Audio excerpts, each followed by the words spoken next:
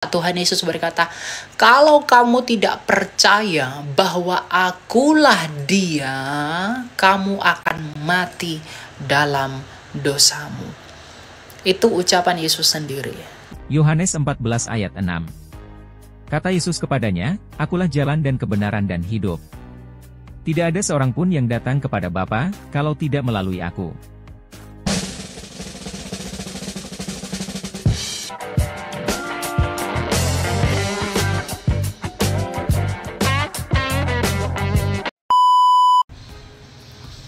Iya, jadi memang Kristus pusat, Tuhan Yesus itu pusatnya penanggalan dunia. Jadi seluruh peristiwa sejarah di dunia itu didasarkan dan dipatok kepada patokan Kristus. Patokan eksistensi Kristus ketika dia lahir. Kalender-kalender yang kita pakai sekarang. Jadi sebenci-bencinya apa orang sama Yesus, bagaimanapun dia sedang menghidupi tahun-tahunnya Mesias. Orang hina-hina ejek-ejek Yesus, tapi dia lupa dia sedang menjalani hari-harinya Kristus. Begitu. Ya. Jadi jangan terlalu benci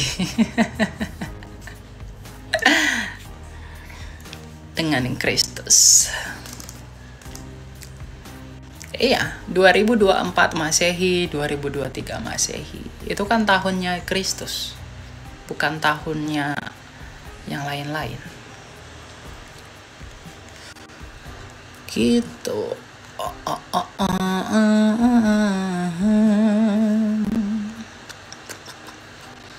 Pernah baca tentang Maria Sima bertemu enggak? Saya tidak tertarik dengan yang begitu-begitu. Ada orang dapat penglihatan inilah apalah, saya nggak tertarik ya. Saya kitab suci, segala sesuatu harus diuji. Ujilah segala sesuatu. Jadi kalau ada orang bilang saya pernah ketemu, saya tidak mau percaya yang begitu-begitu. Tidak mau langsung percaya. Dan kebanyakan memang saya nggak percaya.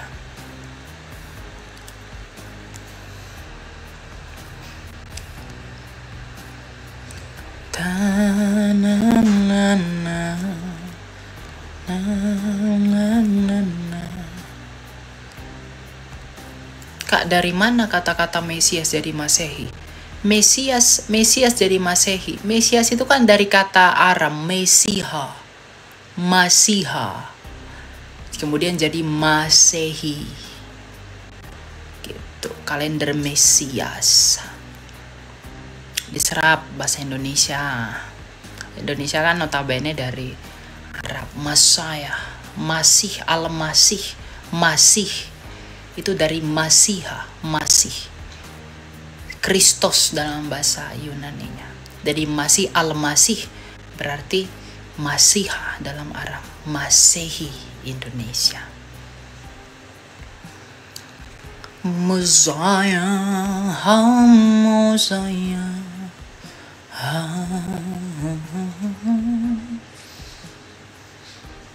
Gerakan mesianik maksudnya apa?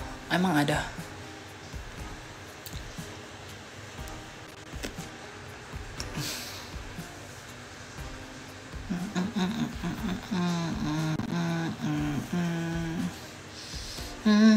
Lucu kali ada ini ah. Kau dek mimpi nanti aku tentang kau ya, Asko ya.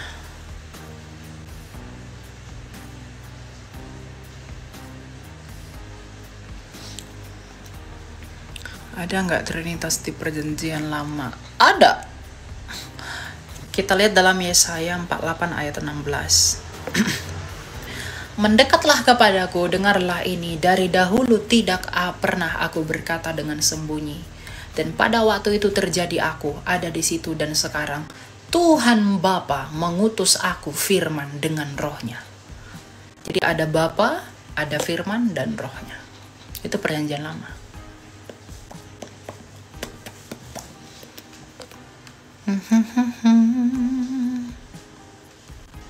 Saya masih kurang mengerti menghujat Roh Kudus. Pengertiannya menghujat Roh Kudus itu yang menolak Yesus sampai mati. Menolak percaya Yesus. Yohanes 8 ayat 24 Tuhan Yesus berkata, kalau kamu tidak percaya bahwa akulah dia, kamu akan mati dalam dosamu. Jadi Yohanes 8 ayat 24 itu adalah konsekuensi akibat ketidakpercayaan kepada Kristus. Gitu.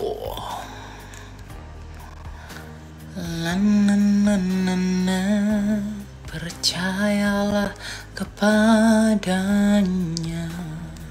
kepada siapa? Tuhan yang menolong aku, Dia yang berperkara atasku.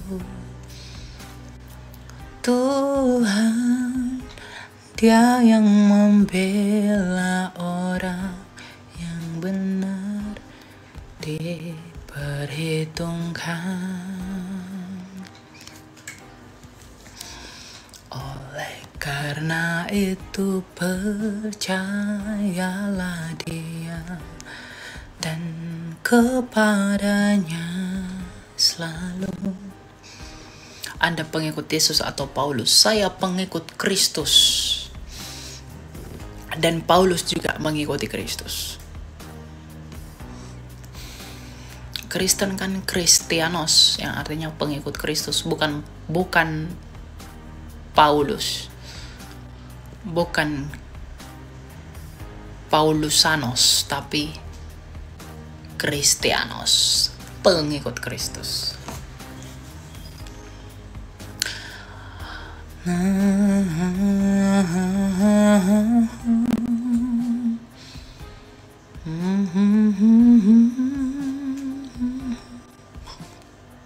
Lalu perbedaan penganut Triteos dan Unitarian apa? Triteos itu sembah 3 Tuhan. Kalau Unitarian itu sembah 1 Tuhan. 1 Tuhan, tapi Unitarian itu kan istilah yang merujuk kepada bidat dalam kekristenan, menolak keesaan Allah di dalam 3 hypostasis. Itu orang Unitarian tuh, nenek moyang saksi Jehovah itu.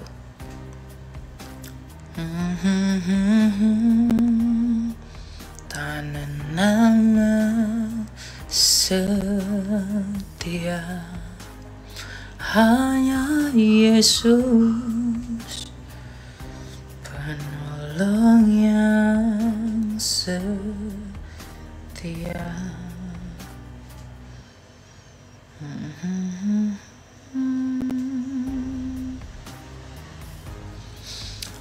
Mengapa Allah menciptakan manusia dalam Yesaya 43 ayat 7? Untuk kemuliaannya,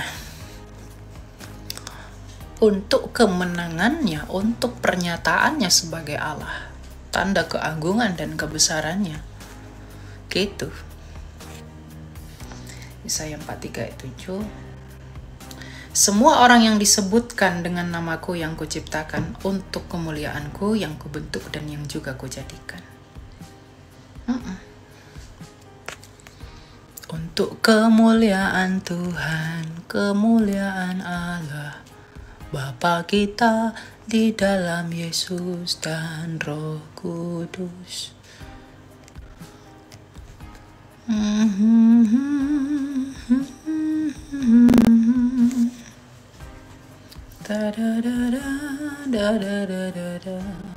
Apakah kamu sudah sunat? Saya sudah sunat. Sunat Kristus, Kolose 2 ayat 11. Saya sudah sunat.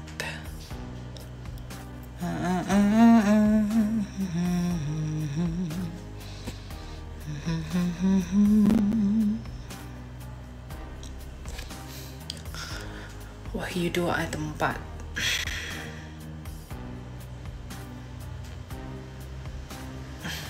Permulaan. Namun demikian aku mencela engkau karena engkau telah meninggalkan kekasihmu yang semula. Wah, ini surat kepada jemaat ya. Bentar. Kita buka dalam Alkitab ya. Kalau ini jemaat di Efesus ya. Ini jemaat di Efesus, ini jemaat yang tidak setia kepada Tuhan. Ya, mereka percaya Tuhan tapi tidak bertobat dari kejahatannya. Makanya dikatakan ayat 4, meskipun demikian aku mencela engkau karena engkau telah meninggalkan kasihmu yang semula. Jadi mereka kehilangan kasih mereka. Jemaat di Efesus itu kehilangan kasih mereka yang mula-mula kepada Tuhan. Dengan demikian buah iman mereka itu tidak tampak lagi. Makanya dikatakan di ayat 6-nya dikatakan, tetapi inilah yang ada padamu, engkau membenci segala perbuatan pengikut-pengikut Nikolaus yang juga ku benci. Siapa bertelinga, hendaklah yang mendengarkan apa yang dikatakan Roh kepada jemaat-jemaat. Ayat 5 paling jelas. Sebab itu ingatlah betapa dalamnya engkau telah jatuh, bertobatlah dan lakukanlah lagi apa yang semula engkau lakukan. Jika tidak demikian, aku akan datang kepadamu dan aku akan mengambil kaki pelitamu dari tempatmu. Nah, sebenarnya ini juga menjadi peringatan bagi kita, pelayan-pelayan Tuhan yang melayani Tuhan. Kalau kita kehilangan semangat buat melayani Tuhan, Tuhan bisa mengambil kaki pelitanya dari hadapan kita. Jadi kalau memang kita sudah fokus mau melayani Tuhan, ya harus terus begitu. Semangatnya harus terus begitu. Jangan sampai kehilangan kasih yang mula-mula itu. Ya. Jangan kita seperti jemaat di Efesus, di mana mereka kehilangan kasih mereka yang mula-mula itu. Gitu.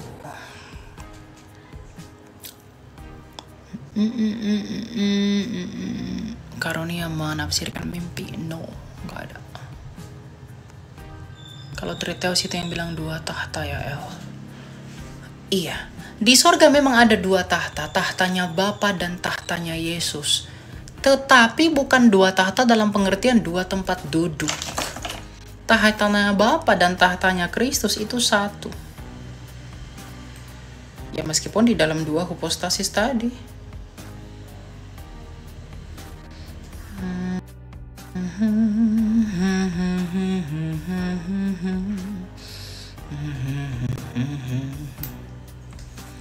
Tahtanya Bapa itu telah diserahkan kepada anak. Tahtanya Sang Bapa yang tidak kelihatan itu dinyatakan dengan kelihatan di dalam Kristus sebagai anak tunggal Allah. Baca Matius 28 ayat 17 dan 18. Karena Yesus adalah gambaran Sang Bapa yang tak kelihatan. Baca Kolose 1 ayat 15. Jadi Kak, kalau sudah kehilangan kasih mula-mula, bagaimana cara memulihkannya? Dengar firman Tuhan lagi. Karena iman tuh timbul dari pendengaran akan firman Tuhan. Gitu, kakak udah dibaptis, betul. Tahta tempatkan, tahta bukan tempat. Allah tidak di dalam suatu ruangan. Allah tidak di dalam suatu tempat. Ya. Kalau Allah di dalam suatu tempat, Allah di dalam sebuah kursi atau tahta, berarti kursi itu lebih besar daripada dia. Atau tempat itu lebih besar daripada dia. Nah, Tuhan itu transcendent, omnipresent. Nah, itu. Jadi tahtanya Bapa itu merujuk kepada kemuliaannya Bapa atas segala sesuatu itu. Yang tidak kelihatan itu dinyatakan secara kelihatan bagi dunia agar dunia mengenal Dia di dalam firman Allah yang menjadi manusia itu, yaitu Yesus Kristus. Makanya di dalam Yohanes 1 ayat 14 dikatakan, firman itu telah menjadi manusia dan dinyatakan sebagai anak tunggal Bapa penuh kemuliaan. Gitu. Jadi Tuhan Yesus disebut anak tunggal Allah yang penuh kemuliaan. Kok agak panas kau ya? Kenapa nggak working apanya? Kok agak lain kau? Panas atau apa? Perjanjian lama kok ditimpa dengan perjanjian baru. Perjanjian lama adalah kitab dan nubuatan para nabi sebelum Yesus lahir. Perjanjian baru adalah kisah mengenai Kristus Sang Injil. Jadi perjanjian lama itu adalah tulisan-tulisan para nabi dan nubuatannya mengenai Mesias yang akan datang. Dan perjanjian baru adalah penggenapan dari semua tulisan itu, bahwa Mesias yang telah dijanjikan itu sudah datang. Makanya dalam Lukas 16 ayat 16 dikatakan bahwa hukum Taurat dan kitab para nabi itu berakhir sampai tampilnya Yohanes Pembaptis. Dan sejak saat itu kerajaan Allah diberitakan dan semua orang berusaha masuk menggagahinya. Jadi Kristus itu tidak bawa agama, Yesus itu tidak bawa agama. Kristus itu membawa kerajaan Allah, di mana terang itu di dalam Dia. Dan di dalam Dia kita bisa sampai dan masuk ke dalam perhimpunan terang yang daripada Bapa. Di dalam Dia saja. Makanya Tuhan Yesus berkata, akulah terang dunia. Karena dunia ini sudah gelap oleh karena dosa. Gitu. Makanya kita itu, merayakan Natal itu dengan terang-terang, itu karena terang dunia sudah datang, yaitu Kristus. Karena dia lahir pada hari raya Hanukkah, hari raya terang. Gitu. Di dalam budaya Yahudi. Jadi Tuhan Yesus itu penggenapan, semua sih penggenapan. Penggenapan semuanya. Apa yang dinubuatkan di perjanjian lama itu semua digenapi Tuhan Yesus. Mulai dari tempat lahirnya, dia lahir dari garis keturunan apa, di mana dia lahir, cara hidupnya bagaimana, kematiannya bagaimana, kebangkitannya bagaimana, namanya siapa, siapa keluarganya, bagaimana saudara-saudaranya. Itu dinubuatkan oleh para nabi. Dan itu semua sempurna dalam Kristus. Apa yang Yesus ucapkan. Misalnya teman-teman, ucapan Yesus yang mengatakan Eli Eli lama sabachthani. Allahku, Allahku, mengapa engkau meninggalkanku? Nah, itu Tuhan Yesus ucapkan. Itu untuk menggenapi nubuatan di dalam Mazmur 22. Kita buka ya Mazmur 22 ya. Teman-teman bisa buka Mazmur 22 bareng. Jadi bahkan hal-hal yang Yesus ucapkan pun itu dinubuatkan oleh Daud ya. Mazmur 22 ayat 2. Allahku, Allahku, mengapa engkau meninggalkan aku? Aku berseru tetapi engkau tetap jauh dan tidak menolong aku. Nah, mengenai Yesus dipaku, mengenai Yesus ditusuk, ada dinubuatkan oleh Daud di dalam Mazmur 22 ayat 17. Sebab anjing-anjing mengerumuni aku, gerombolan penjahat mengepung aku. Kan Yesus kan di antara penjahat disalib. Mereka menusuk tangan dan kakiku. Nah, itu nubuatan Raja Daud mengenai Mesias yang akan datang. Bahwa orang-orang jahat akan mengepung aku, dan mereka akan menusuk tangan dan kakiku. Nah, jadi bukan hanya Daud yang menubuatkan itu, ternyata Yesaya juga menubuatkan Yesus. Yesaya 53. Coba kita lihat di Yesaya 53. Ya.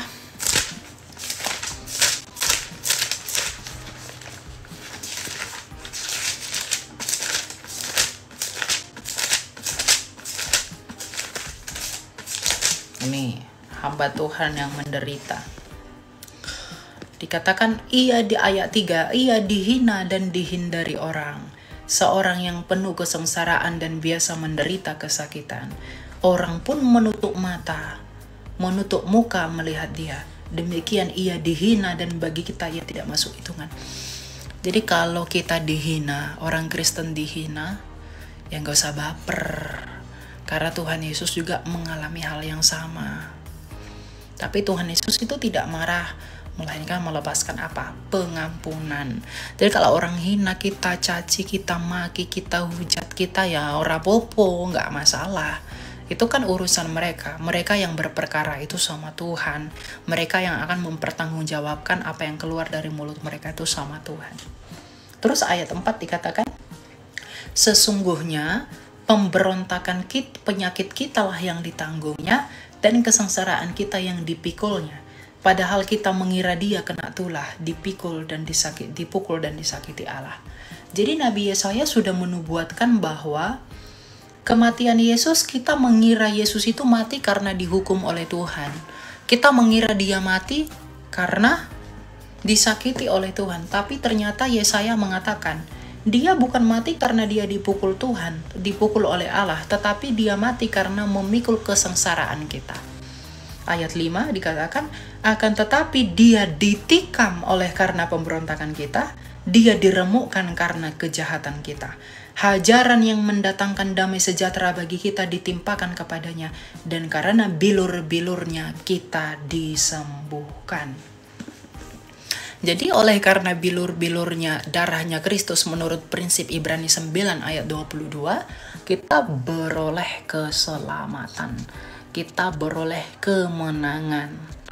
Gitu. Jadi memang apa yang Tuhan Yesus lakukan itu ya buat kita.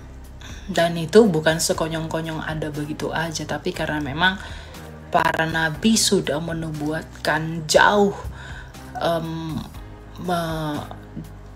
berapa ya? Kalau Yesaya itu hampir 700 tahun sebelum Tuhan Yesus lahir. Daud itu 1000 tahun sebelum Yesus lahir. Musa itu 1500 tahun sebelum Kristus. Itu sudah menubuatkan mengenai Yesus yang akan datang.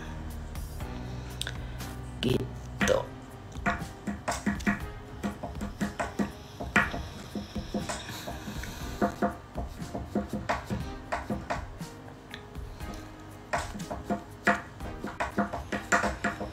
Nubuat itu apa? Nubuat itu adalah penglihatan tentang masa yang akan datang, kepastian yang akan datang. Gitu. Jadi iman kita kepada Kristus bukanlah iman yang dibangun atas dasar yang muncul begitu saja idenya para rasul itu enggak. Tapi iman kekristenan itu didasari dan dilatar belakangi oleh apa yang dinubuatkan oleh para nabi sejak zamannya Musa sampai kepada nabi-nabi yang terdemikian. Ya. Karena begini teman-teman, yang menjadi perusak dari karya Allah itu sejak semula adalah dosa. Dan ketika manusia jatuh ke dalam dosa, Tuhan tidak menjanjikan agama. Dia nggak menjanjikan kepercayaan. Dia nggak menjanjikan Dia nggak menjanjikan orang-orang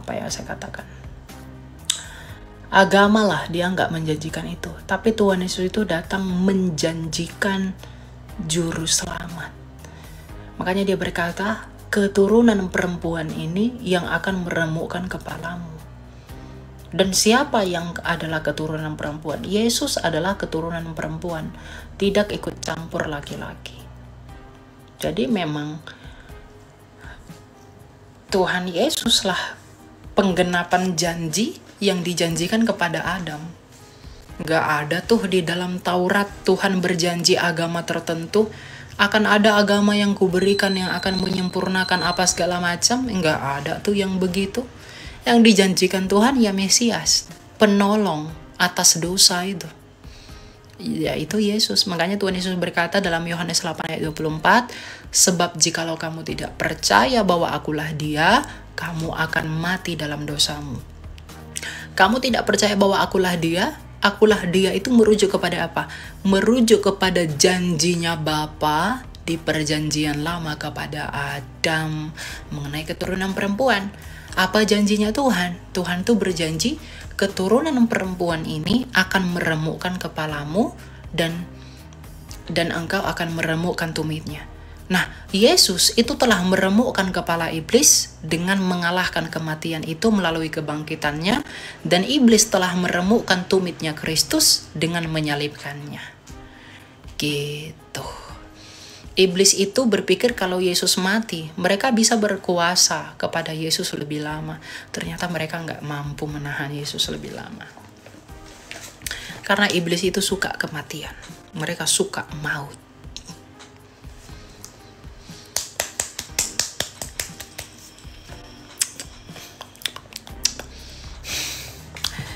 Lucu kan ini kan? Ini adekku. Aku namanya Elia, kalau ini namanya Eloa. Kok Eloa sih? Kalau aku Elia, ini Eloa. Aduh. Nih. Elia, Elua. Nah, bagus kan? Tuh, keren.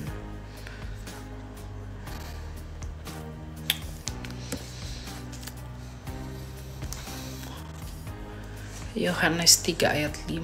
Apa itu ya? Ku percaya Kau Tuhan.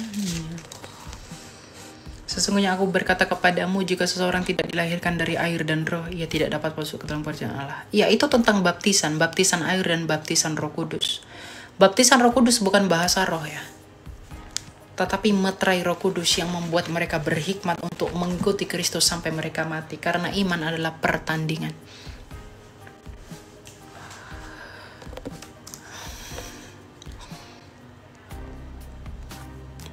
Agama nggak punya ajaran selain memuji-muji Tuhannya, itu artinya adalah tipuan semata.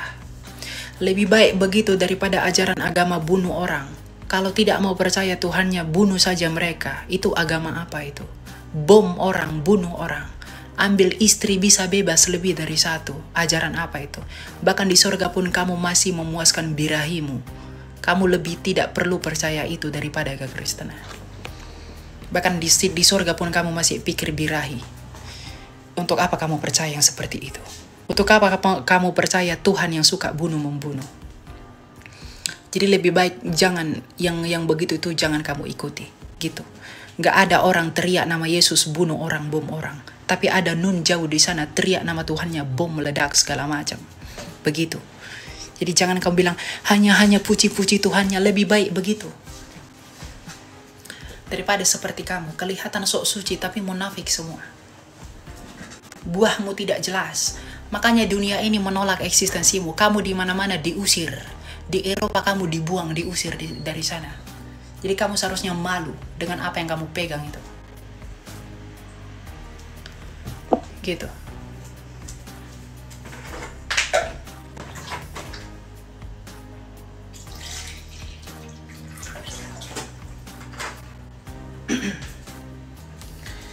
Jadi kamu harus sadar, kamu pun ditolak dunia ini.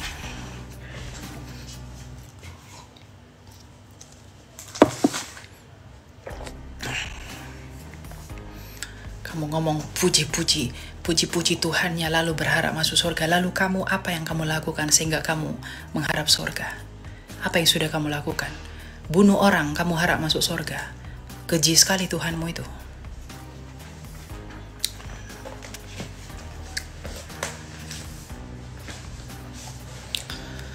Gitu, ya. Jadi, lihat kembali. Kamu ke belakang itu karena apa? Orang Kristen juga ada yang membunuh. Ya, orang Kristen ada membunuh, tapi Yesus tidak ajarkan membunuh. Orang Kristen memang ada membunuh, tapi bukan, Yesus tidak mengajarkan membunuh. Begitu. Lalu kamu nggak diajar begitu?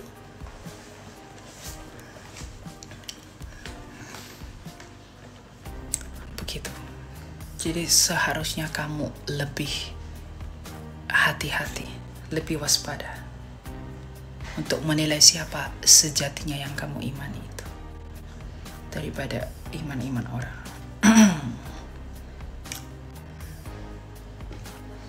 Hanya kamu di mana-mana diusir, buat gaduh semua, nggak diterima karena itu buahnya nggak jelas, buah pengajarannya begitu salah.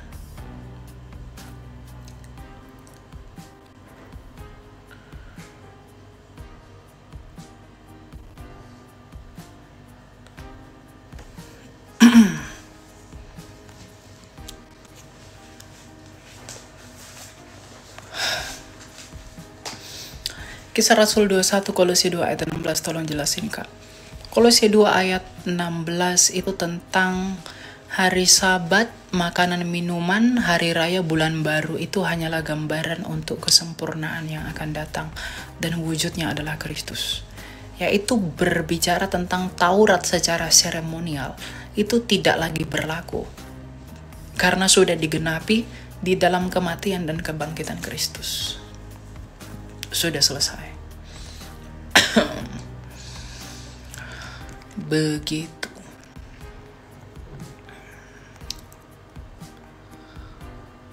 Tentang boleh makan darah, enggak masalah. Makanan tidak mempengaruhi kamu masuk surga atau tidak.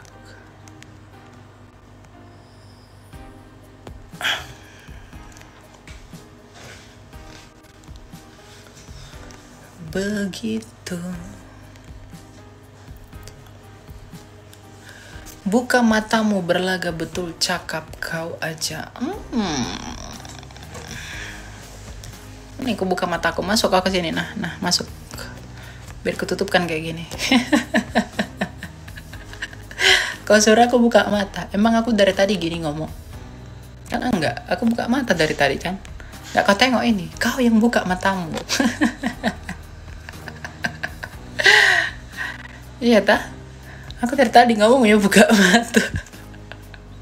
Kau suruh aku buka mata. Ada aja kerjaanmu. Ada. Elia ini makhluk apa ya? Oh, saya yang diserupakan. Saya Elia serupakan saya. Bukan Elia asli. Robot, saya robot. Yang asli udah diangkat ke surga. Ya toh?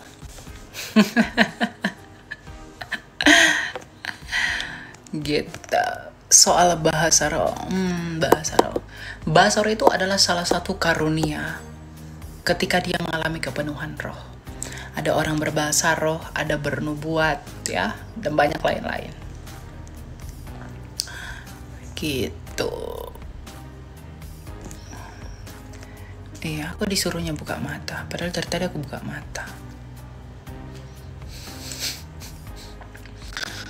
Elia sama Musa belum diangkat ke surga. Musa sudah di Firdaus. Elia dan Henok yang di suatu tempat. Nanti mereka akan turun lagi ke bumi sebagai two watches. Sebagai dua saksi. Wahyu 11. Kedua saksi Nabi Tuhan yang akan bernubuat selama 1240 hari lamanya.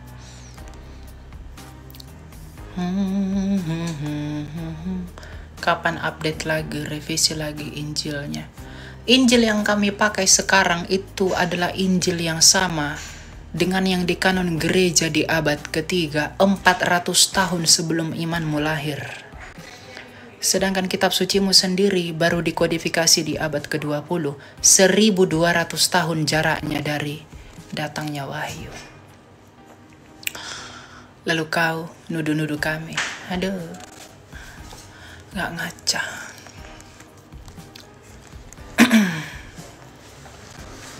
Ya kan? Kau baru dikodifikasi abad ke-20, sok-sokan melawan yang udah ada di abad ketiga. Entah apa, gak ada kerjaanmu rupanya. Itulah kalau cuma ngikut-ngikut aja, ngikut-ngikut sama argumen orang tapi nggak tahu argumen itu apa, ya rusak jadinya, ya begitu.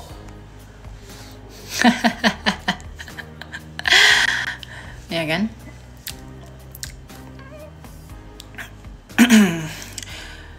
Revisian song. Revisian songong yang curi Hagia Sophia itu lebih songong. Kamu mencuri-curi, ngapain kamu curi Hagia Sophia? Kamu curi saja. Lalu kamu bilang saya songong. Yang songong itu yang suka mencuri. Tapi tak pernah curi tempat orang. Yang suka mencuri itu yang rebut Hagia Sophia. Yang menjajah Hagia Sophia itu siapa? Kami tidak pernah jajah Hagia Sophia. Konstantinopel pusat Bizantium itu yang ambil siapa? Jadi jangan kamu gitu, ya. Biar lebih afdol gitu. Yang menciptakan alam semesta siapa? Kejadian 1 ayat 1. Bereshit bara Elohim et hasyamayim. Bereshit bara Elohim, berarti yang menciptakan adalah Elohim. Elohim bersama dengan firman-Nya dan rohnya. Dia mencipta melalui firman-Nya, Yohanes 1 ayat 3, dan menghidupinya dengan rohnya, Ayub 33 ayat 4. Begitu.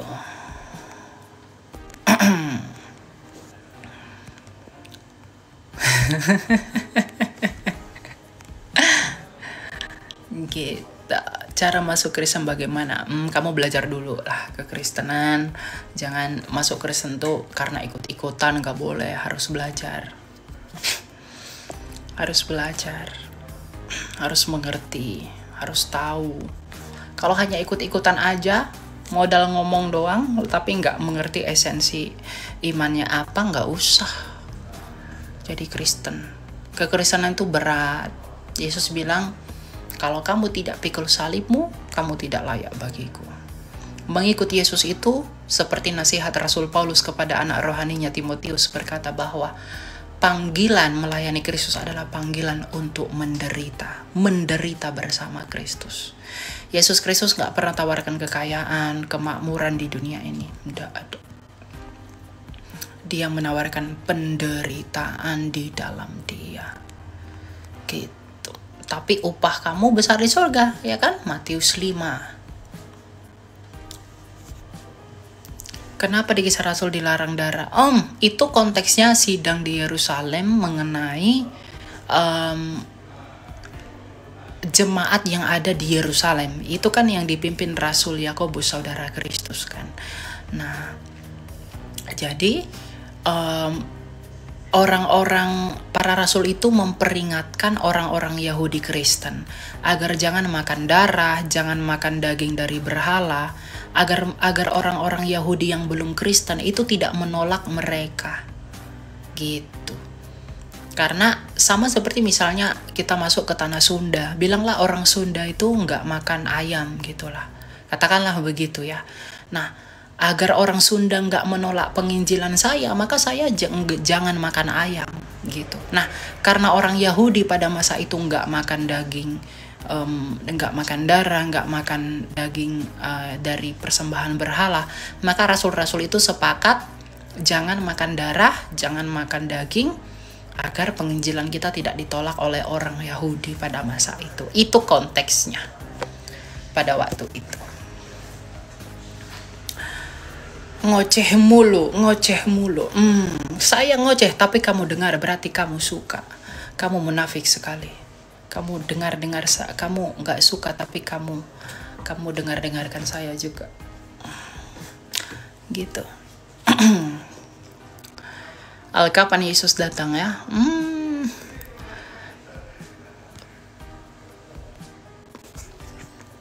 Saya mau lebih duluan daripada Yesus datang kedua kali. Jadi kalau bisa saya yang duluan dijemput oleh Allah daripada Dia datang ke dunia ini untuk kedua kali.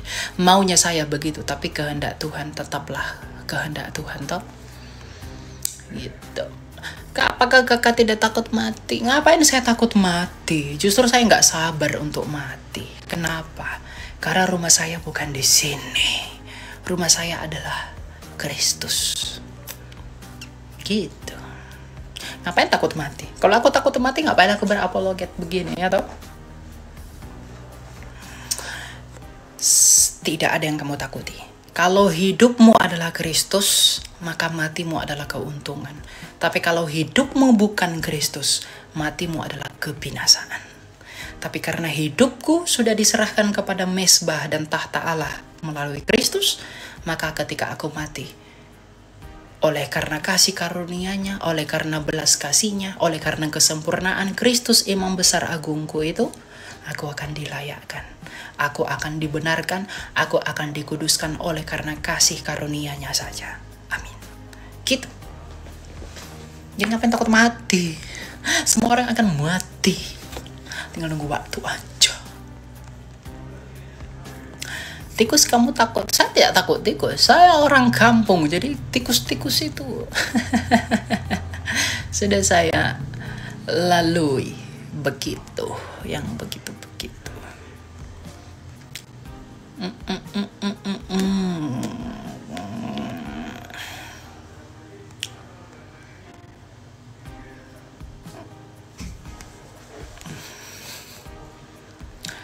Ya udah sana ke neraka bang. Yang ke neraka adalah yang tolak Yesus. Yohanes 8 ayat 24. Yang ke neraka itu yang dicuci-cuci. Celup sana, celup sini. Bilas-bilas. Pakai apa? Pakai batu akik, batu neraka.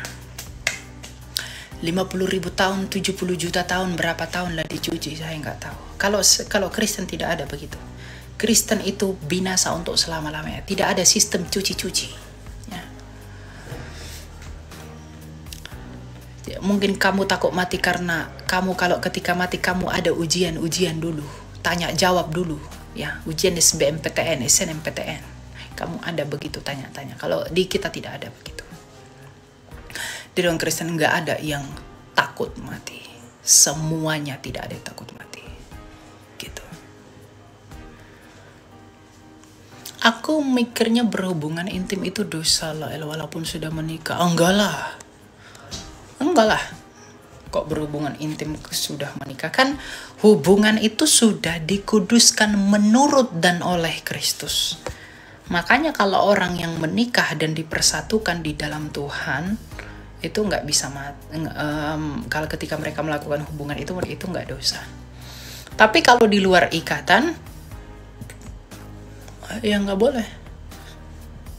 Jatuhnya dosa.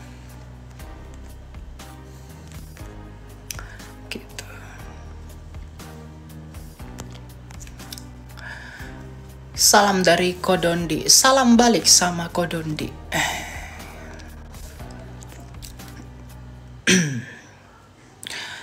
Kak, adakah keselamatan di luar Yesus, misalnya mengikuti hukum Taurat?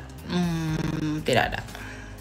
Taurat itu hanya menunjukkan itu dosa atau tidak.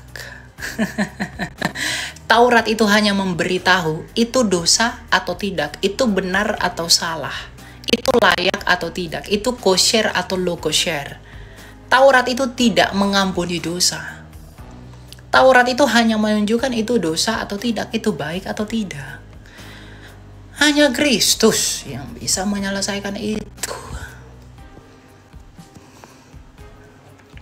Gitu. Bagaimana hidup tanpa melakukan dosa? Nggak bisa. Kita pasti ada melakukan itu. Cuma kan sikap hati ketika kita sudah kenal Tuhan di dalam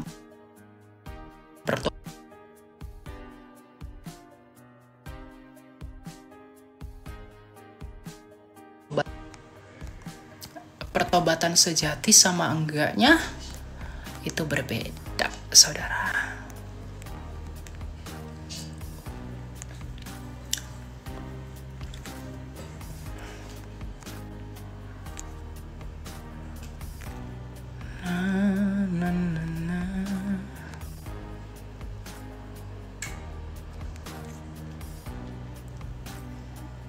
Bro, bahas bahasa roh. Oh, tadi saya sudah bahas bahasa roh. Bahasa roh itu karunia roh yang diberikan ya. Bukan apa namanya?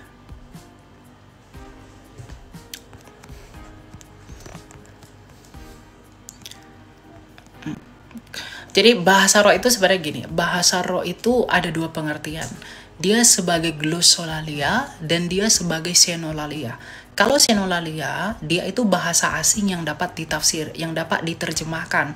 Seperti di dalam peristiwa Pentakosta di Kisah Rasul 2, di mana orang-orang pada masa itu berbahasa asing, sehingga orang pendatang itu mendengarkan mereka dalam bahasa-bahasa mereka. Ya.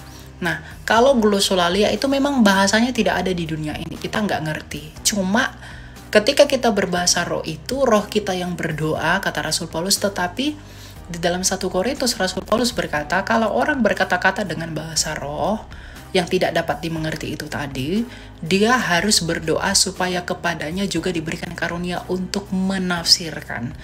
Karena tujuan dan fungsi bahasa roh adalah untuk membangun jemaat, kalau digunakan dalam pertemuan jemaat, dan membangun diri sendiri kalau digunakan dalam pribadi kepada Tuhan. Gitu, saudaraku. Kristen Ortodoks itu gimana? Kristen Ortodoks itu adalah Kristen yang paling tua. Kristen sama dengan Katolik ya mereka ya. Ortodoks dan Katolik, karena Ortodoks dan Katolik itu kan sama-sama sifat gereja. Dan mereka yang sangat memelihara tradisi purba itu. Makanya di tempat mereka itu, di tempatnya Ortodoks, mereka masih melakukan zelota atau sholat ya. Dan banyak lah. Itu tradisi timur, mereka masih sangat pelihara sekali. Orang-orang Ortodoks itu. Itu salutnya saya dengan mereka. Jadi mereka tidak terpengaruh lah. Secara budaya ya. Kalau pengajaran mungkin saya tidak terlalu mendalami. Kalau kepo mau belajar ortodoksia, kalian boleh cari-cari di Google dimanapun deh. Masih banyak info tentang mereka.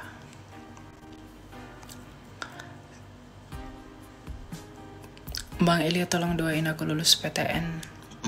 Lulus PTN. Kita doain. Debat sini.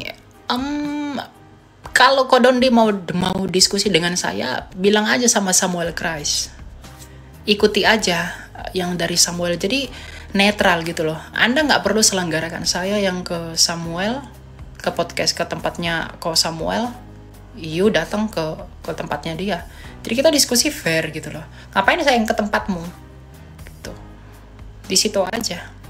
Biar si Ko Samuelnya yang memoderasi gitu. Daripada saya harus ke sana kan nggak bagus ya toh. Tempat Samuel aja. Bilang sama Kodondi. Kalau apa nanti boleh lah.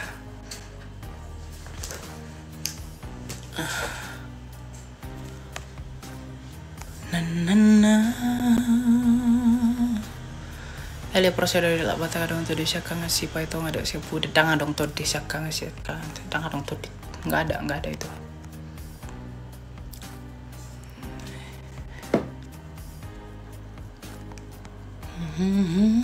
Kak Saul bisa panggil roh orang mati, tapi apakah itu bisa lakukan Kristen? Enggak. Di dalam satu tawarik, saya lupa, satu tawarik 10 ya kalau nggak salah ya. Satu tawarik berapa ya ntar ya? Di dalam satu tawarik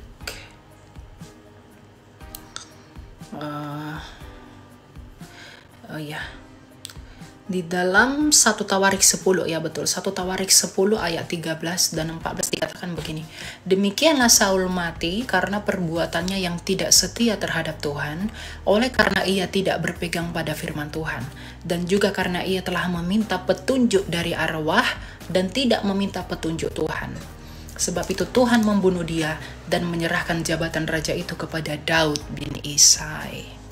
Ya, jadi perbuatan Raja Saul memanggil arwah Samuel itu bukan beneran Samuel, tetapi itu arwah-arwah dunia-dunia ini. Dan Tuhan menghukum mati Saul karena dia memanggil roh-roh yang begitu. Harusnya nggak boleh, itu ada di imamat.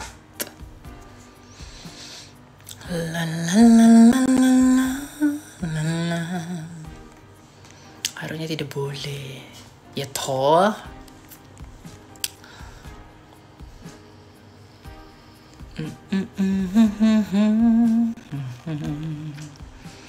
Kristen yang benar ialah ortodoks, beda sama yang seminggu sekali. Ya memang, ortodoks ada sholat setiap hari mereka. Ya kami di luar ortodoks juga ada berdoa tiap hari. Begitu, penyembahan di dalam roh dan kebenaran, gak masalah. Ya, paling minimal lah. Protestan dan Katolik itu masih tetap di dalam Kristus. Lah ono di luar Kristus. Buat apa? Coba.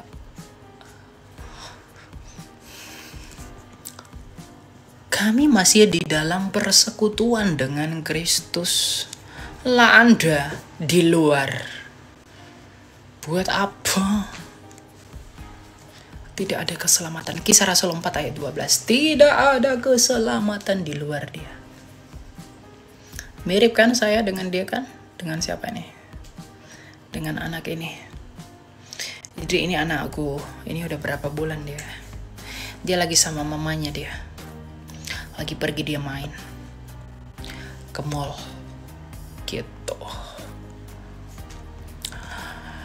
Gara-gara lu kurang jaga mulut mulu dulu, adem ayem toleransi umat baik, sekarang banyak saling hina. Kamu tidak sadar yang rusak ibadah rosario itu siapa? Kamu tolerasi, kamu pandang kalau kamu diuntungkan saja, ya kan? Kalau kami disakiti, mana suaramu? Ada kau ngomong? Kan nggak ada kan? Jadi kalau itu menguntungkan kamu, indah sekali toleransi. Tapi ketika lawan dan saudaramu disakiti, kamu ngomong nggak? Kamu kemana kamu pergi? Kamu tutup mata kan? Jadi nggak usah ngomong toleransi. Munafik sekali kamu. Gitu. Orang munafik itu dibuang ke dalam neraka. Jangan munafik. Ketika kami disakiti, kamu tidak ada. Kamu tidak berbicara apapun. Kamu tidak berbuat apapun. Gitu. Kenapa Kristen banyak agamanya? Maksudnya denominasinya banyak, tapi Kristusnya tetap satu. Tidak ada yang lain-lain.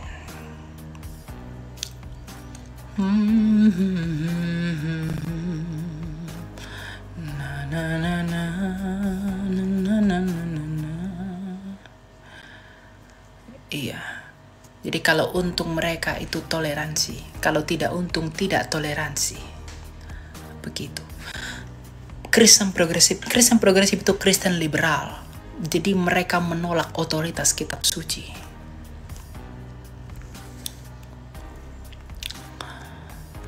Mereka menolak otoritas kitab suci. Kristen progresif itu duta besarnya Kristen progresif di Indonesia kalau nggak salah Brian ya. Tapi saya nggak tahu Brian itu sudah berubah atau enggak. Saya nggak tahu, saya nggak pernah ikuti lagi. Saya cuma stage 2 kali aja tentang idenya dia mengenai Kristen progresif. Kemarin Mbak Bom ajak dia untuk diskusi, tapi katanya nggak ada. Denominasi itu apa kak? Rupa-rupa gereja. Ya, rupa-rupa gereja.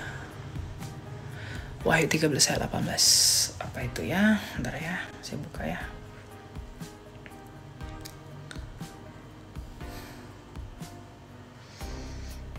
Kenapa ya? Yang penting di sini ialah hikmat 666. 666 itu adalah bilangan antikristus. 6 itu adalah makna simbolik, karena kitab Wahyu itu kitab apokaliptik, kitab eskatologi. Jadi 666 itu adalah angka manusia karena manusia dicipta hari ke-6. 3 itu adalah angka ilahi Trinitas. Jadi 666 itu adalah manusia yang ingin menjadi seperti Allah. Itulah antikristus yang disebutkan di dalam 2 Tesalonika 2 ayat 3 dan 4 itu. Yang akan meninggikan diri di atas bait Allah sebagai Allah dari segala sesuatu yang disebut. Nah, jadi itu belum datang sekarang, itu belum muncul, nanti dia akan muncul. Tapi antikristus kecil-kecil sudah ada. Misalnya di live saya ini banyak sekali antikristus.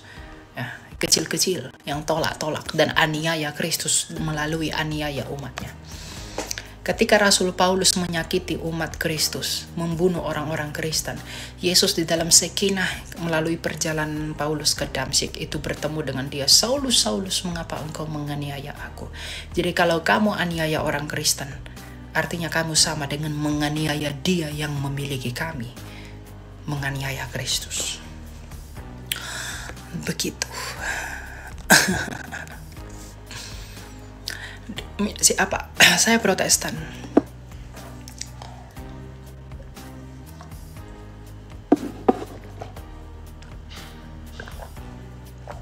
Saya Protestan enggak. Kenapa? Betul. Ya, I'm a Protestant. Tapi saya memandang baik Katolik Ortodoks adalah saudara saya. Saya nggak mau ikut terpancing drama-drama. Ortodoks serang Katolik, Katolik serang apa sama, saya nggak mau ikutan. Saya fokus saja kepada yang di luar Kristus ini. Banyak sekali yang mau dibereskan. Baca kok pilih-pilih, ya terlalu banyak yang mau dibaca. Aliran Shincheonji gimana kak? Sesat yang dari Korea, jangan ikuti itu. Ya, jangan ikuti. Orang Kristen Katolik di kampung masih percaya roh mati. Tanya Jode tempat sakral itu gimana? Jangan percaya, itu okultisme dan sinkretisme. Jangan mau, ya. Itu salah. Atau spiritisme, itu salah. Apakah kasih karunia meniadakan hukum Taurat? Baca Roma 6 ayat 14-15 sesekali tidak. Iya, yang ditiadakan Taurat itu ketentuannya. Tauratnya mah tetap ada. Ketentuan Tauratnya batal. Tapi Tauratnya ada sebagai petunjuk itu salah atau tidak. Tapi ketentuannya batal karena sudah habis di salib Kristus. Makanya dalam Kolose 2 ayat 16, jangan kamu mau dihakimi mengenai makanan minuman. Bukankah Taurat itu melarang makanan-makanan? Bukannya nggak bisa makan bebong, makan unta, makan belut, makan kepiting. Ya karena kerajaan sorga bukan tentang makanan. Tentang hari raya, hari sabat, bulan baru. Kenapa Elia nggak ikutin itu? Ya karena itu ketentuan Taurat. Batal setelah Kristus mati. Lagi pula, Taurat itu di dalam Mazmur 147 ayat 19-20 itu hanya bagi bangsa Israel. Jadi orang Indonesia nggak usah sok-sokan ikut Taurat. Itu bukan untukmu. Itu bukan bagianmu. Itu hanya bagi Israel saja. Yang tidak ada darah Yahudi, yang tidak ada darah Israel dari 12 suku bangsa. Nggak usah sok-sokan ngambil-ngambil hukum-hukum orang Yahudi. Lalu kamu merasa paling Yahudi begitu. Itu bukan untukmu. Itu untuk Yahudi saja. Baca Mazmur 147 ayat 19-20. Jadi kalau ada orang Kristen mengaku-ngaku, saya Kristen tapi saya memelihara Taurat dan lain-lain, itu bukan untukmu. Itu untuk Yahudi saja. Lalu kamu orang apa? Kamu orang Sunda, kamu orang Jawa, orang China, orang Batak, orang Papua, orang apa? Itu bukan untukmu. Gitu. Jadi jangan merasa bahwa hukum itu untukmu. Gitu.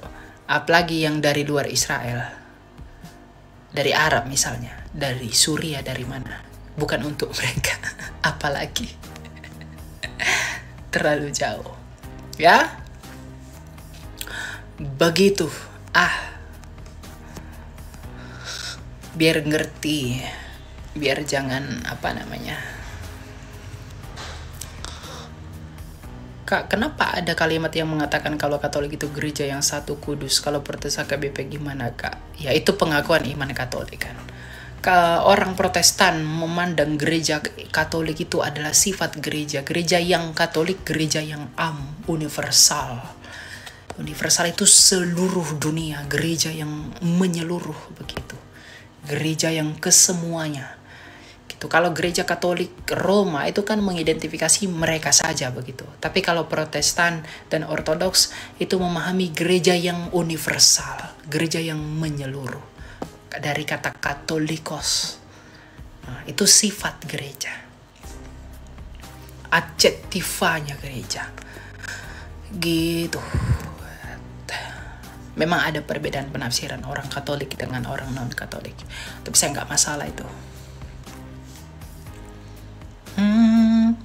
Mereka yang sama sekali tidak pernah mendengar firman Allah dan keselamatan dari Yesus, apakah mereka tetap memperoleh keselamatan? Mereka akan dihakimi menurut hati nurani mereka. Roma 2 ayat 11-16 dibaca ya. Itu ungkapan dan argumentasi Rasul Paulus mengenai mereka yang tidak pernah mendengarkan Injil Kristus Yesus. Nah, kamu boleh baca itu nanti. Roma 2 ayat 11-16.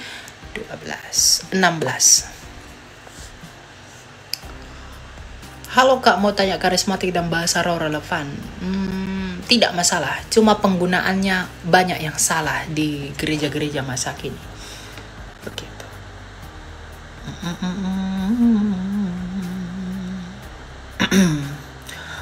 Apakah keselamatan itu hanya beroleh kepada orang yang percaya? Hanya yang percaya. Yesus, Yohanes 8 ayat 24, Tuhan Yesus berkata, kalau kamu tidak percaya bahwa akulah dia, kamu akan mati dalam dosamu.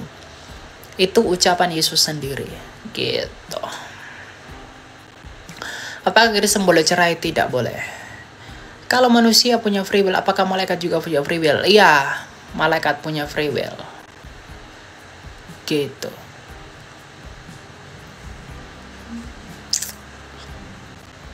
Apa lagi nih? Apakah Advent bagian dari Protestan? Saya tidak tahu. Kalau Advent, tanya sama Advent saja. Apakah mereka mengidentifikasi diri mereka sebagai Protestan atau apa? Begitu.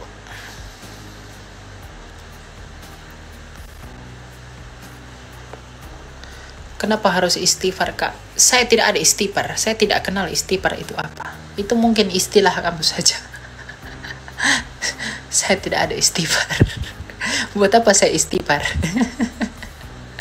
Apa itu Tritunggal?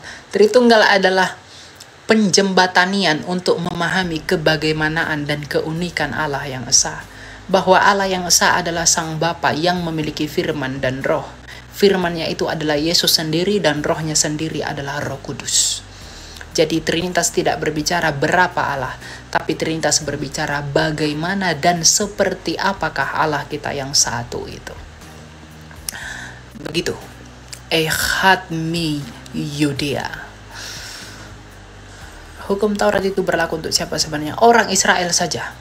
Mazmur 147 ayat 19 sampai 20. Tolong jelaskan tentang najar. Kalau sudah bernajar sama Tuhan, penuhi najarmu. Begitu ya. Hai Elia, halo semuanya. Bacakan firman tentang air laut, di antaranya air asin, air. Tidak ada itu air laut, air asin itu saya tidak tahu itu apa itu. Di agama lain itu ada. Kalau mengenai air-air, kekristenan tidak berurusan dengan air-air.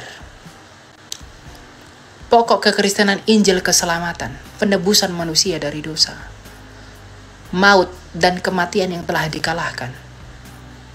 Kita tidak berurusan dengan air. Apakah Tuhan pernah mati? Kristus mati dalam keadaannya sebagai manusia. 1 Petrus 3 ayat 15. Karena dia adalah firman Allah di dalam daging, firman Allah yang menjadi manusia. Apakah iblis bisa mendatangkan berkat? Tidak ada iblis mendatangkan berkat. Yang ada hanya tipuan dan bapa segala pendusta. Kapal laut lah, jelaskan. Kapal laut, apa kapal laut? Saya belum pernah naik kapal laut. Kapan ya saya naik kapal laut ya? Kemana lah aku ya naik kapal laut ya? Kemana lah kita ya naik kapal laut? Pendapat tentang Katolik yang menyembah patung. Katolik tidak pernah sembah patung. Katolik itu mengukir patung sebagai ekspresi teologianya mereka. Ya, jadi nggak ada Katolik sembah patung. Kalau Katolik itu membuat Alkitab itu di dalam patung, kisah Alkitab dan tokohnya di dalam patung. Kalau orang Ortodoks itu di dalam ikonografi dan gambar. Jadi mereka tak pernah sembah patung. Dan Ortodoks tak pernah sembah ikon. Begitu. Jiwa ataukah dosa yang ditebus? Ditebus dalam pemahaman apa dulu? Kalau yang diambil kembali itu adalah manusia dari dosa. Tapi yang dibayarkan itu adalah efek dari dosa, sanksinya. Jadi kamu memahami menebus itu membayarkah atau mengambil kembali? Sebenarnya itu tindakan yang satu, bukan tindakan yang terpisah. Kristus mengambil kembali dengan membayarkan. Begitu. Jadi Kristus itu mengambil manusia dari dosa dan membayarkan upah dosa yang adalah maut. Roma 6 ayat 23 melalui darahnya yang tertumpah untuk pengampunan dosa. Ibrani 9 ayat 22 itu. Gitu. Dan Kristus mengambil manusia dari maut melalui kebangkitannya. Karena kalau Kristus tidak dibangkitkan, maka sia-sialah kepercayaanmu. Begitu. Ke NTT kak, ke Samosir. Samosir itu Dana wey. Aku udah pernah ke Samosir. Ke mana ya? Ke Narunggu.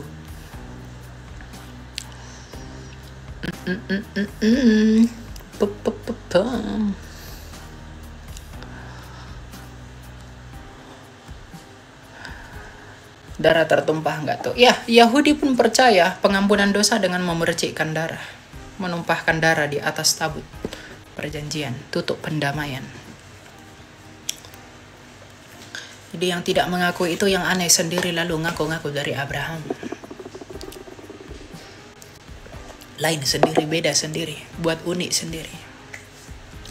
Tanpa mengerti esensi kitab suci dan hukum. Onarunggu. Dulu tapi udah lama kali aku ke situ. Kalau sekarang aku sudah tidak di Sumatera lagi. Ke Belitung lah Elia. Ngapain aku ke Belitung? Di sini aja lah dulu aku. Di rumahku yang sepetak ini. Tempat ternyaman. Di rumah kos-kosanku ini yang kecil ini. Apakah ada hukum kasih? Hukum kasih, hukum yang terutama adalah hukum Kristus. Kasihi Allahmu dengan segenap hatimu, akal budimu, dan kekuatanmu. Dan kasihilah sesamamu manusia. Kasihi Allah, kasih sesama. Dan kasihi musuh. Itu hukum Kristus. Tidak ada hukum yang lebih agung dari situ. Musuh saja harus dikasihi, bayangkan. Bukan dibunuh. Darahnya ditumpahkan, bukan ya. Ingat ya, Yesus tidak pernah ajar begitu. Yesus bilang kasihi musuhmu. Yesus tidak pernah bilang bunuhlah kasihmu. Yang tidak mau percaya kepadaku, bunuhlah. Nggak ada yang begitu. Ya. Karena Yesus memang datang dari Allah yang benar dan yang sejati.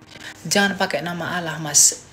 Di Malaysia, orang Muslim di Malaysia itu mengajukan gugatan kepada orang Kristen di pengadilan biar orang Kristen nggak menggunakan kata Allah, tapi mereka kalah telak di pengadilan karena orang Kristen sudah terlebih dahulu pakai kata Allah.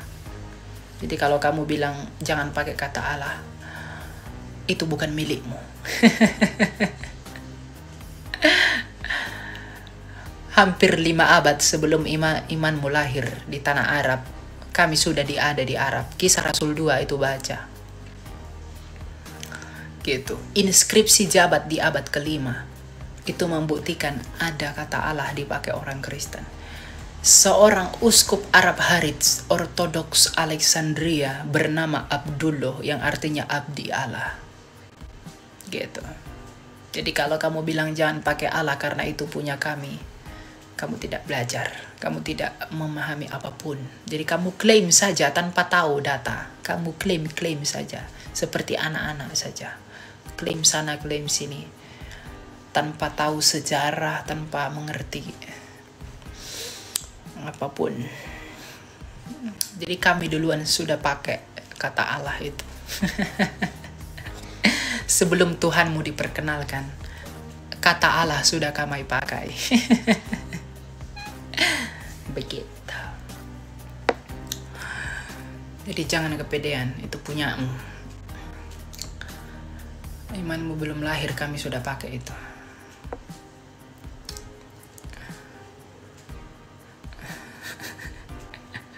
Bah, mati.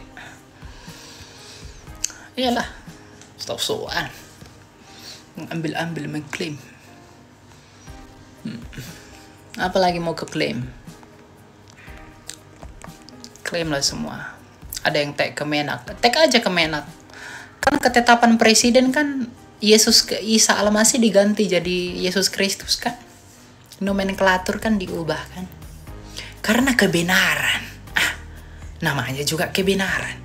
Diganti akhirnya Isa Al-Masih jadi Yesus Kristus. Siapa yang mengubah ketetapan presiden? Karena kebenaran. Bukan hoax. Kalau tadi hoax ya iyalah nggak betul.